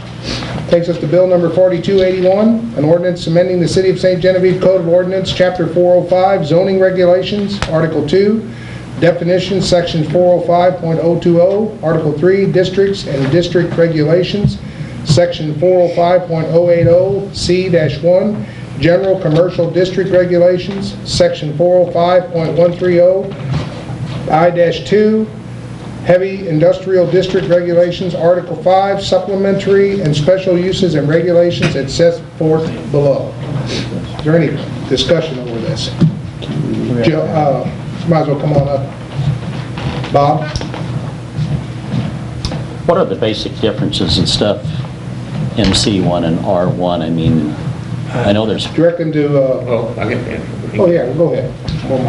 What's your question? I'm sorry. the differences between C1 and the, was it I2? C1 is more, I mean, it's commercial, it's business related, it's storefronts, things like that, whereas I2 is more commercial, and I2 is a heavier layer, manufacturing, I think I said commercial there again. Manufacturing, I2 is a heavier definition of industrial or manufacturing. It should, I1 specifically states in our existing code that there shouldn't be any beyond ordinary noxious odors or noises or vibrations or glare, whereas I2, that is more acceptable. And C1 is mixed use and some residential in there too, like rental houses and stuff. Well, in C1, you can do anything in an R2 and R1 and what's allowed in a C1. So you could live there also. Can you tell me which particular property this is pertaining to? I mean, this ordinance doesn't pertain to any particular property. It's just in preparation for if these businesses prepare to come. I mean, we have had some interest. The one you're thinking. The ordinance needs to go in place no matter what. Or do you want to know what the I2 zone, what in the city limits is zoned I2 currently? Is that what you're asking? Well, I was asked about this and stuff, and the particular property that I was shown and stuff was one of the properties that's being potentially used in the marijuana. Which is We've had currently- interest in a which is property currently C1. That's but- currently zoned commercial. Correct. But it needs to be I1 or 2 or something like that to be in on it, right? Yes, So he would just need to do a zoning change to comply, right? If this passes and there is interest in manufacturing or cultivation in a commercial district, it would need to be rezoned to I2. And conform with distance setbacks. Right. Well, I mean, we need to do several things, but yeah, it would also need to conform with the rest of the stipulations in this ordinance. So it would need to be 200 foot from a residential area and 1,000 foot from any school, church, or daycare. I don't see how it could. We're talking about the property at the end of Grass Street. Okay. That would comply to those? It's surrounded, the property you're mentioning is surrounded by a mobile home park, which I would consider a residential use. That's what I thought. Well, And basically, those distances are measured from the closest property line to the closest property line. What I wrote into the ordinance that you all have is that the 200-foot portion of it would be measured from the property line of the nearest residentially zoned district to the nearest point of the marijuana-related use facility structure. so it'd have to be within a or an R1, not a C1. What would? No, the distinction is, R1 is the single-family residential zone district. But a mobile home zone district is also a residential use. Correct. That's commercial. No, it's a mobile It may be a home. commercial activity, It's a commercial home. but it's a residential use. Right. But Grass Street is zone C1 right now. I No. don't think it's zone C1 until Nope. you get to the gate where you walk on. You know, we could write an ordinance that says that is more limiting and says, you know, that it's got to be so many feet from single-family residential use if you wanted to. Because there's single-family properties butts right up to that property. And there could be single-family properties in any commercial zone.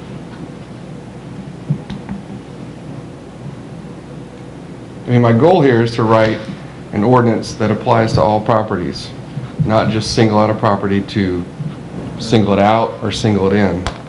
So, And some care needs to be paid to land use regulations that are unduly burdensome on a segment of your population. So you can't say, well, you can only put this food processing plant next to poor people housing. If you see what I'm saying. This ordinance, as it's written, does allow space within the city for these facilities. How much? I mean, I couldn't tell you the acreage, but Pretty this, limited. for commercial purposes, it wouldn't allow much space in the historic district, which is a C2, but it would allow spaces along Highway 61 in the C1 area. And then as far as I-2, it would allow some use, most likely, down around Front Street. There's an I-2 section down there that it does not fall within 1,000 foot of any church, school, or daycare, and does not fall within 200 foot of a residential area, as some of the other I-2 areas do. You know, planning and zoning considered the 750 Correct. option and chose to stick with the 1,000. You're not obligated to do the same. And when we had the work session a month ago, I provided maps with 1,000 and 100 foot, and the feedback I received was that we like the larger distances. As far as the property that was discussed over on Grass, even if the zone was turned into, what were we talking into? I-2. Is that property still able, because of the residential next to it's still unable to be, okay, that's right. If this is adopted, it would not be. It would not be. So is that section 2 portion of the 200 feet of residential zone, is that mandated for the state, or is that just? No, it is not mandated per the state. It is what most municipalities are adopting, and just from a, from a zoning perspective, I think, we need to consider the residential folks when we're putting these places next to them.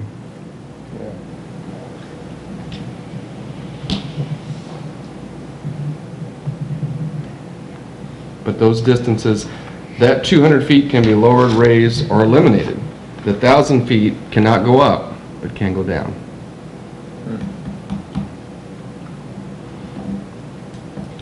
Why does question comes to mind and stuff, Dave, is why something this that could affect the residents in that area, that there's not a public hearing or the public's input on something like this? Why is that? Well, when we did have a work session, right, which had, I believe, I don't know if it had an opportunity or not. Post notice and yes. Well, you're not rezoning anybody. What you're doing is regulating a use that was never allowed under Missouri law before. So, if you're doing a rezoning of a property, if it's going to affect their property and putting them into a different district or a neighboring property to a different district, of course you'd have to give them notice and have a hearing and all that. But this is not changing any of the zoning districts. This is just permitting certain uses in certain zoning districts that were never allowed before under Missouri law because it was illegal under Missouri law. So you can decide what districts you want to put it in and how you want to zone it. I would caution you not to make decisions based upon a specific business owner or business plan. This is supposed to be like the 10,000 foot decision. Okay, what types of businesses do we want in an industrial area? Do we want this manufacturing in a residential area? Do we want it in this zone or that zone?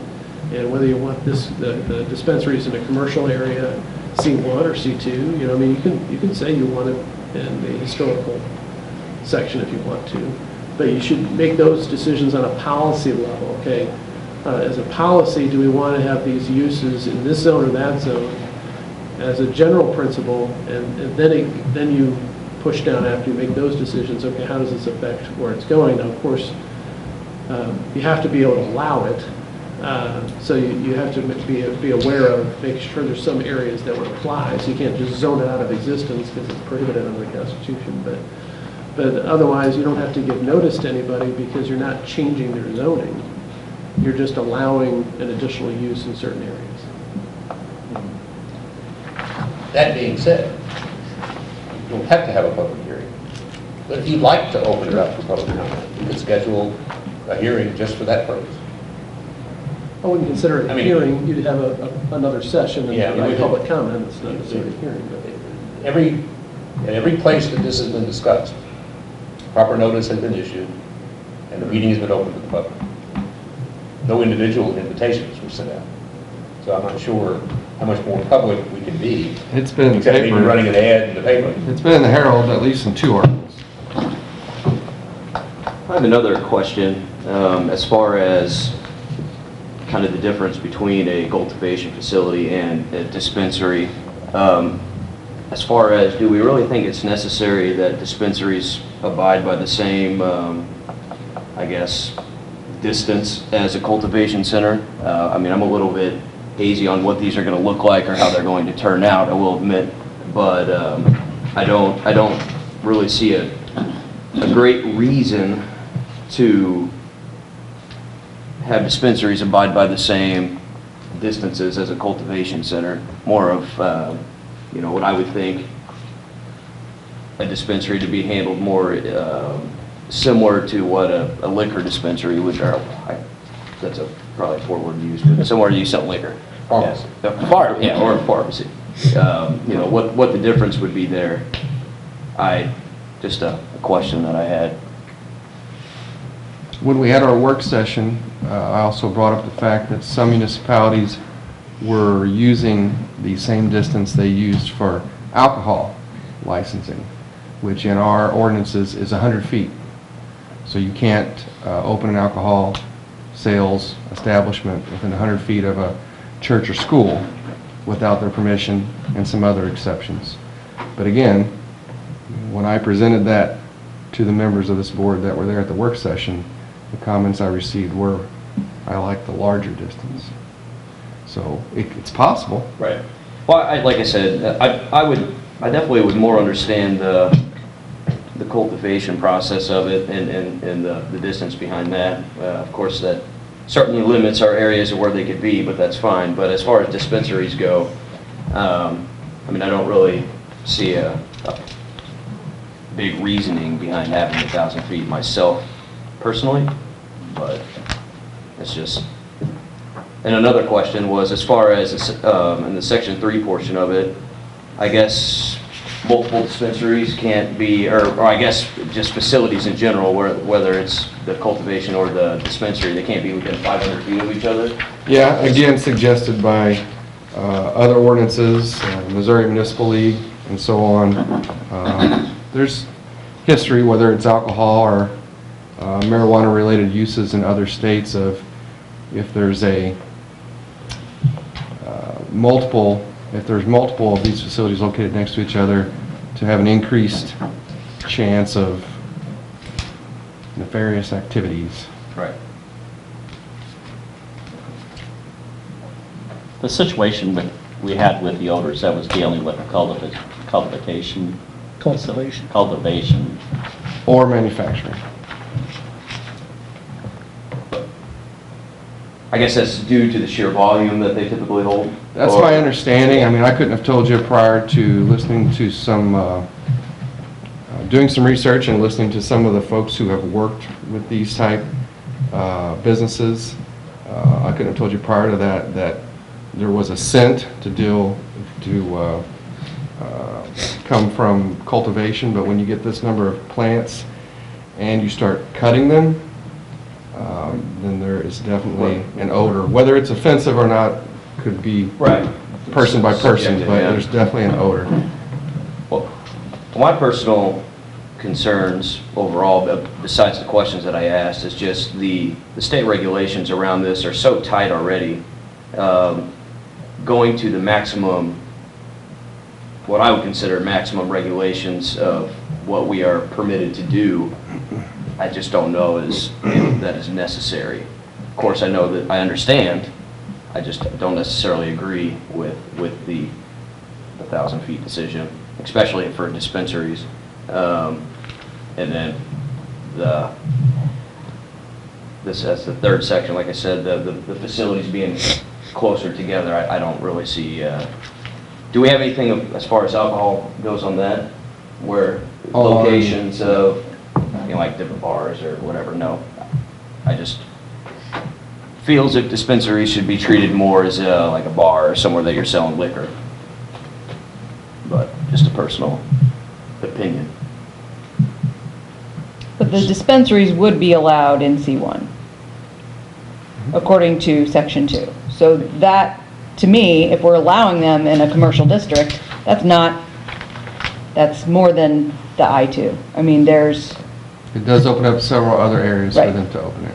so the regulations for the dispensary, according to this, are not as strict as for the cultivation and I manufacturing. really don't think you're gonna see a lot of them here. I don't think so I neither. don't even see any of them here, because you gotta get a license to do it. There's no guarantee for any of these people that they're gonna get a permit to do this. Right, and There can only be 15 in each congressional district. Our congressional district is huge. It's large, yeah. So I doubt that you'll see one here, but again, as Mark was pointing out, this is just the big decision, of where they can go at this point. And while I agree with that statement, I wonder why, in this early stage, we've been contacted by 2 different parties about doing something in St. Genevieve. But that's been for cultivation or Cultivation. manufacture. Yeah. So if we vote on this and pass it, what's the process of undoing? What do you mean undoing? Well, we get down the road and there's a lot of complaints, there's issues. I mean, you can amend any ordinance. Okay. was the maps that we went over the other day, I wish I didn't even bring them, I don't know why I was. What map? The maps that we were, did it involve the I-2 or was, something similar to this? Let's see. That's the 1,000-foot circles. Which color are the I-2s on here? I-2 is The red? light purple. Or light purple. Commercial is red. The red. Can I want to mention something, make sure we're clear. Once you have allowed a use in a zoning district, if you want to change it, that use is going to be a pre-existing condition that's going to be able to be allowed to be there. C1, C2. Similar to other issues we've had. So that's why you got to be careful about where you're going to allow it as a blanket in a zoning district. Right. And because once you allow it, This you section can't. would have to be and they're using it in that manner. I'm sorry, the red. Pre-existing But non-conforming use, I'm which sorry, they're yeah, so entitled to this would continue also to have to use be it in that rezoned. same manner. But that's the issue. As long as they want to. Until they stop using it. Correct. Until they stop using it. So if somebody new comes in, they couldn't. No. Right. Well, So like what the I'm ownership of saying- the structure, it's the continuation of the use. Yes. So if you Whatsoever. allow it to be used for processing marijuana, Well, I know what it is. as long as it's continually used without an interruption of 24 months, I think is in our ordinance, We're talking. they can continue forever. New England community development. But once they stop, Dispensaries are there? 24 months goes by, they don't have any right to continue, to go back and start it up again. So I want to make sure that it's clear that you can't go back in, like if there are complaints about it later, as long as it's complying with the code, at the time the code was established and the business began, you're not going to be able to go back and say, oh, now you got to move or you can't do this anymore. Well, I wanted to flip your question. If we voted no, under what circumstances would a new bill be brought to the board? But if you don't, if you would like, this is a first reading of this bill. And you don't have to vote, if nobody makes a motion to approve it, tell us what it is you'd like to see and we'll revise it and submit something there at your next meeting or whenever. What's red? What's red? The C1. Commercial Or zones. commercial, yeah. And then, but this is C2, but he said they can both be the same, or whatever it goes up here. But we have to come up with something. Yeah, let's, Yeah, we can't not say, well, we don't want this in our town. We have to do something. So if it's not within the circle here and it's not zoned properly now, it can be rezoned? One more time? If a property is red right now and it's not within a circle, Yes. it could be rezoned and still be used. But I we mean, there would are have to certain rezone. things that you can't We're not just. talking rezoning though. Well, I know, but you I mean, can't somebody just- would have to come to us and say, we want our property rezoned, and then, You got to be very careful if you're talking Yeah. about rezoning property for an industrial use. Exactly. Because once you rezone it to industrial, then every industrial use is permitted. right. So you're generally not going to rezone something industrial unless you really mean it. You know, that's the... Gotcha. And we shouldn't be, I think Martin mentioned this before, spot zoning. You can't spot zone, you can't just pick out a property in the middle of a commercial district and zone it I-2. However, the property mentioned abuts an I-2 zone, so that is feasible. But it's also surrounded by a mobile home park. That's another conversation. I mean, we're not talking about rezoning. Right. If this prohibits it, then it is an issue. But then you're taking into consideration one individual property. What I think we're trying to get accomplished tonight is just an ordinance. Yeah. In general. Well,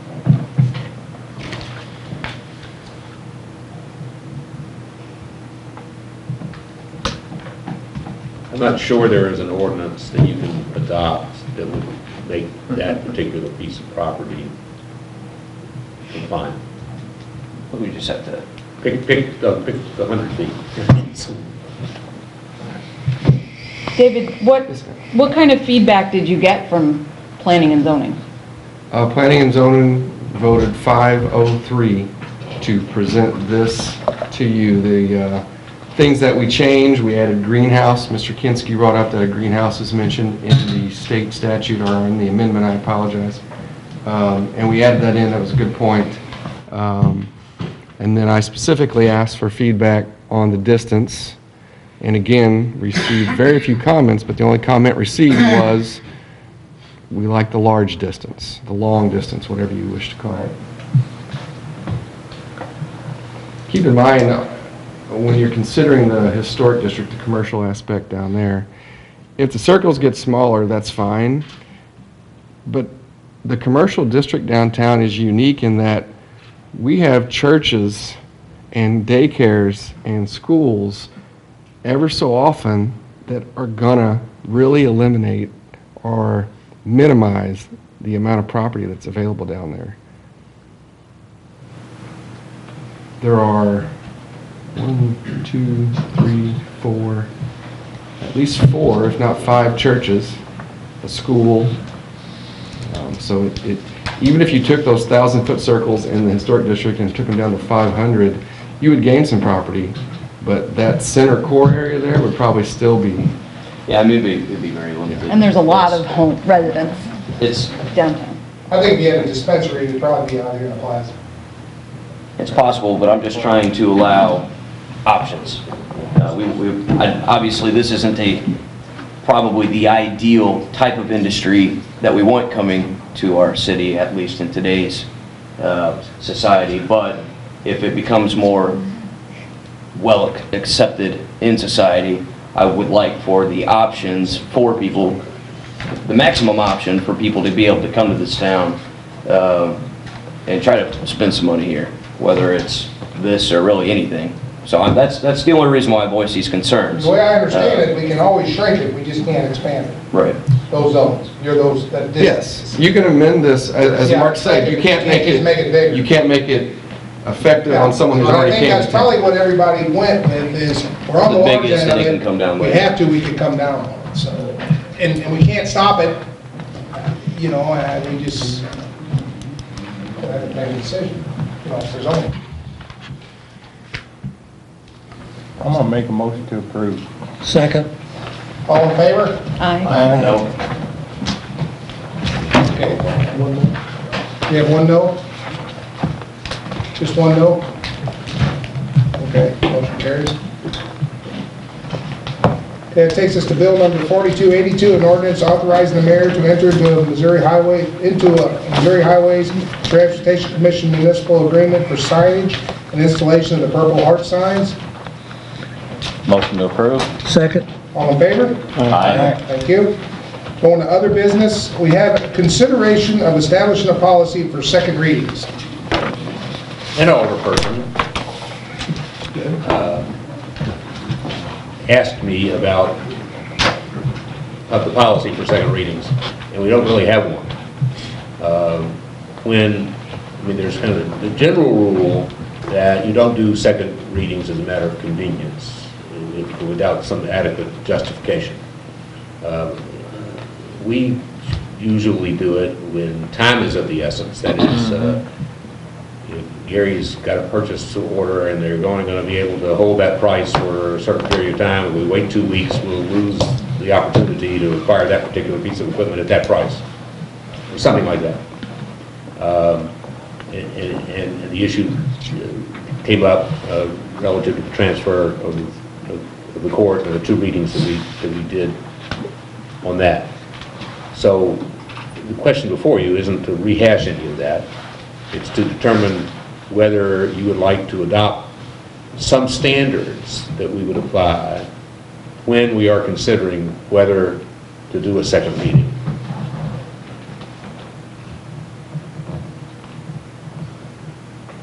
Do you have any thoughts on that, Mark? Well, you can adopt, I guess, guidelines or policy, but the statute sets forth the procedure for adopting an ordinance by a fourth-class city. And so you can't, by ordinance, restrict your ability to pass future ordinances.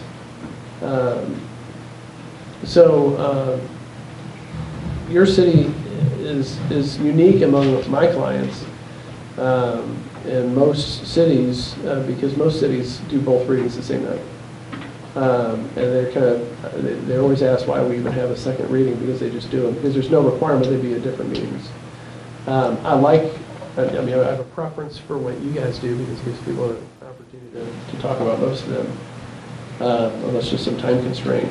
But there's no requirement that you have the readings at different meetings. So most of my, in fact, all of our clients, other than St. Genevieve, do it routinely on the same night. They read it, they accept the reading, they do a second reading, they read it, and they adopt it. Because the statute doesn't require it to be on different nights, it just requires two readings, which is kind of silly if you don't do it on separate nights. But everybody else just either adopts it or they don't. You can certainly, obviously, at least 5 of you have to vote to adopt. So even if you say, well, we're only going to do it under certain circumstances, you always have to have a majority of the majority of the elected board vote in favor of the ordinance anyway. So those same people can just set aside whatever the guidelines were anyway. Has there been something wrong with the way we've been doing it? No, it's just a question of whether, as Mark pointed out, if there's a requirement for 2 reasons, there are 2 readings. Presumably, it's so that there's some time in between where citizens might be able to contact their alderman and talk about whether or not the second reading should be passed. Because I don't think we've used it that many times, except for expediency. Do they normally have discussion in between their 2 readings for anybody that's here to want, like, they have a reading basically to announce it, then they discuss it, then they have their second reading, or? No, generally there's not discussion between the 2 readings and it's similar to what happens here, where the topic is brought up and you discuss it, somebody makes a motion, or actually they kind of discuss it. Generally, the other clients will discuss it, and then eventually the mayor will say, okay, well, we've done talking about it, I'm going to read it, do the first reading, and then there'll be a motion and second to adopt the first reading. Each municipality has a different personality on how they do it.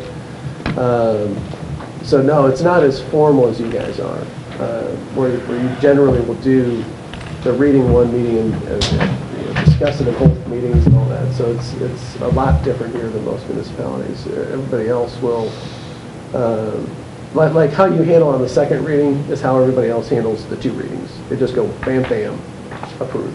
You guys go bam, approved. The second reading. You do the second reading and then you vote to approve. So everybody else does the 2 readings back to back. But the whole point of that, I would think, is that we don't just approve the second time, that we've had 2 weeks to hear from our constituents. We have maybe gotten new information that has possibly changed our mind, and when we do a first reading, a second reading, especially when the public comments come before any reading, and if there's only 1 reading listed on the agenda, only a first reading, somebody doesn't realize they need to come here and show up if they want to have an opinion. So I have a concern about it because I feel like it doesn't give the residents time to express to us what they think. If we have a discussion and we vote and it's final, there might be some information we're missing. But I think you would recognize there may be circumstances. that Yes, would warrant it. definitely. And But that's usually the only time we do it. Yeah, I mean, most emergency situations. But if somebody in the room feels like there needs to be a second reading, I feel like it should at least be on the agenda. If it's something that's urgent, put the second reading on the agenda so that somebody sees it on Tuesday or Wednesday and they can make it a point to call us before the meeting if they can't be here. But So why can't that's we no put- guarantee you're gonna get a second reading though. You don't know that till you have the first reading, Right, right? If you don't pass it on the first reading, you're not going to have a second. right. Yeah. So why can't we list it as a first and second reading?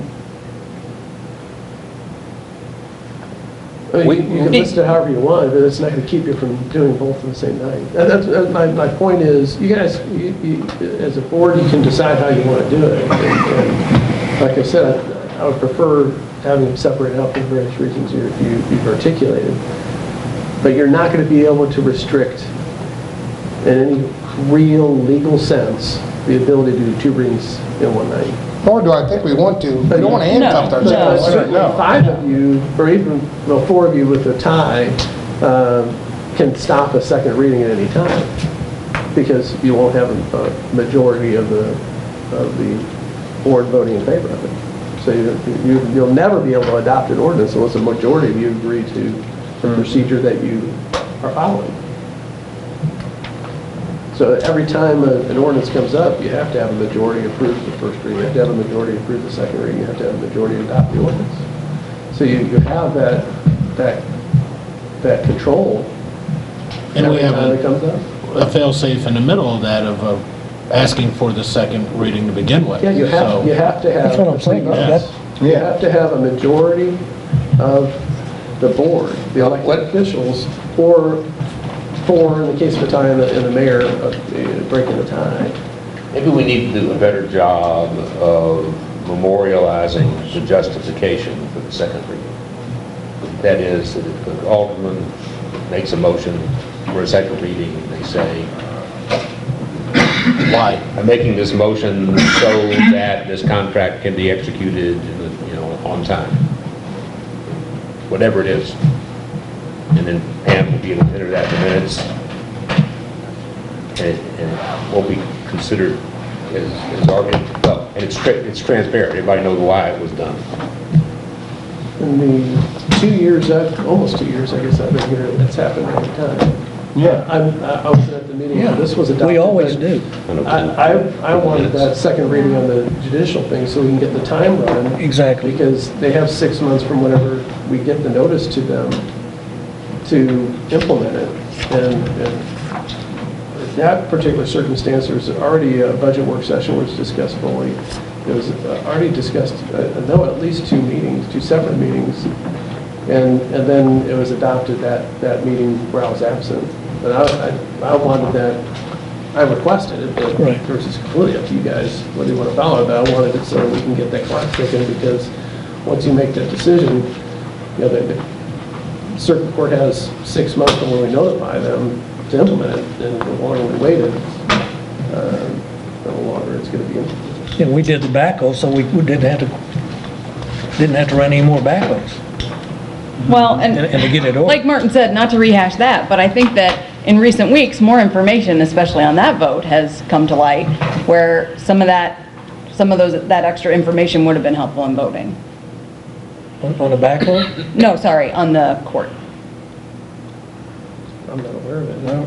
Well, it hasn't come to the board that the county has received the request, and there's a lot of conversation in the county government about how they're going to accommodate them.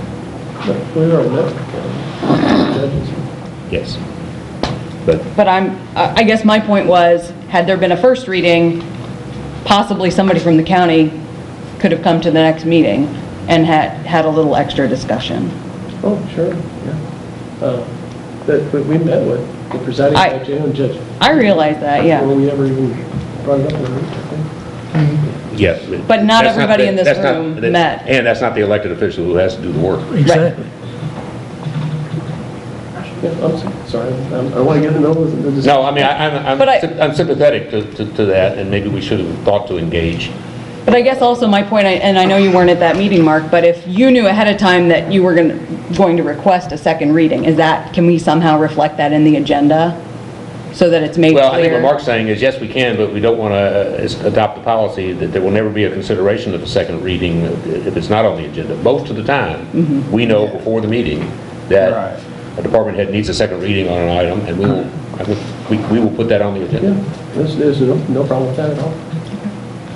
But understand that there may be a time when something happens between the time we do the agenda and the meeting where it, came up, and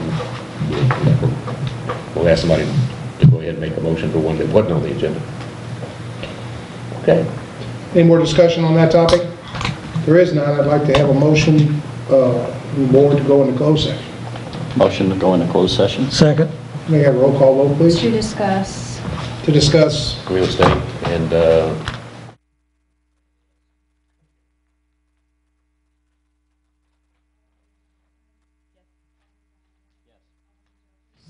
Alderman Rainey. Yes. Alderman Jones. Yes. Alderman Prince. Yes. Alderman Wolfen. Yes. Motion carries 7:22.